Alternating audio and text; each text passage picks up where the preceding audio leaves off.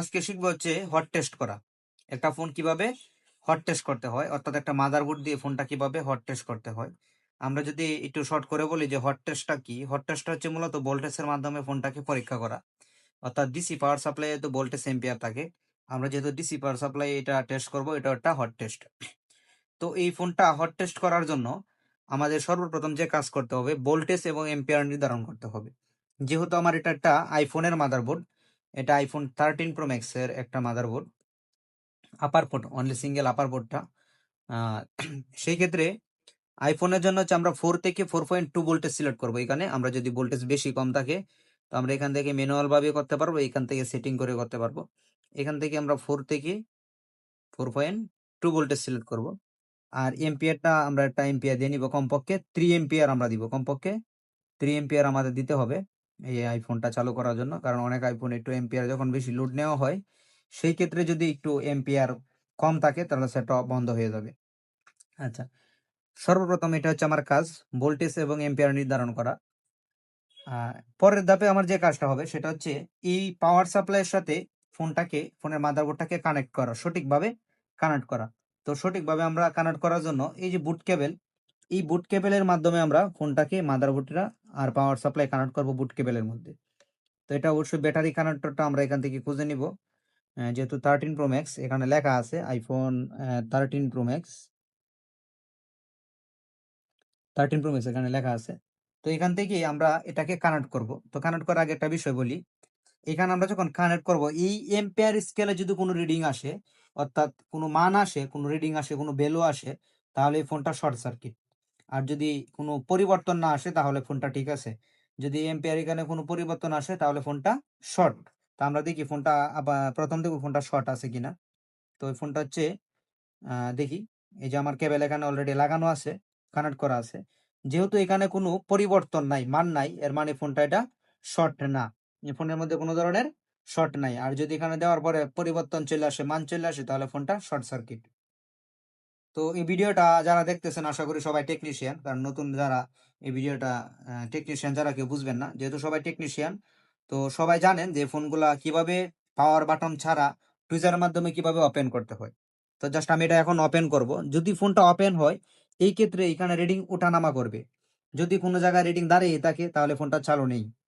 যদি কোনো মান এখানে কোনো মান না দেখায় সুইচিং করার পরে, তাও ফোনটা চালু নেই। যদি কোনো জায়গায় দাঁড়িয়ে থাকে তাও চালু নেই। যদি রিডিং ওঠানামা করে তাহলে ফোনটা চালু। তো আমরা এখানে জাস্ট একটা সুইচিং করি আগে।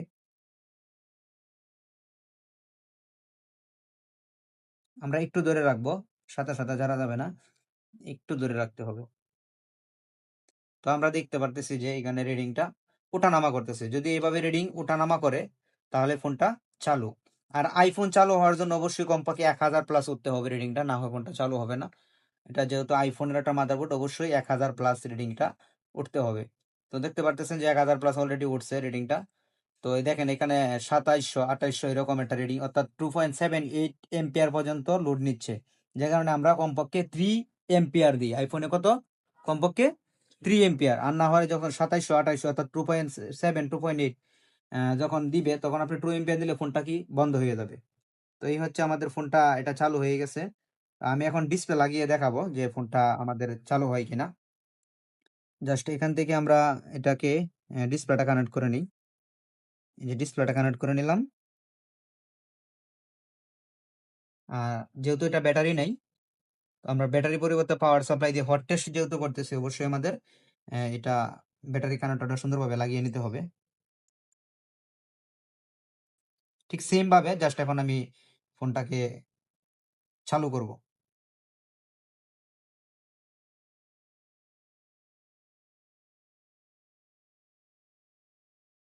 রিডিংটা একটু দেখবেন।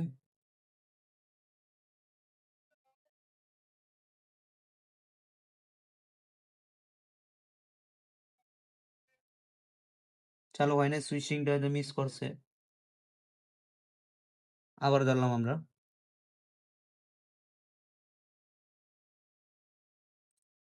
এই যে এখন কিন্তু লোগো আসে না, এই যে মাত্র লোগোটা আসছে, আলো আসছে। তো এটা যখন চালু হবে দেখবেন যে 1000-এর আগে এটা চালু হবে না। রিডিংটা 1000 প্লাস, অর্থাৎ 1 এম্পিয়ার প্লাস টানবে। আর এদিকে অলরেডি লোগো আছে।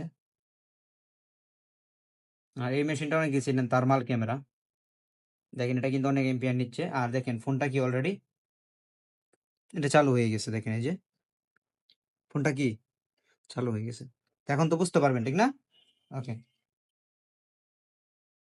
রিডিং দেখেন ওঠানামা করতেছে। যদি একটা ফোন চালু থাকে এভাবে রিডিংটা ওঠানামা করবে, বাড়বে কমবে, কোনো জায়গায় দাঁড়াবে না রিডিং। এখন সুইচিং করার পরে জিরো জিরো থাকবে না, আর সুইচিং করার আগে অবশ্যই জিরো জিরো থাকতে হবে। তো আজকে এই ভিডিওটা এই পর্যন্তই, ধন্যবাদ সবাইকে।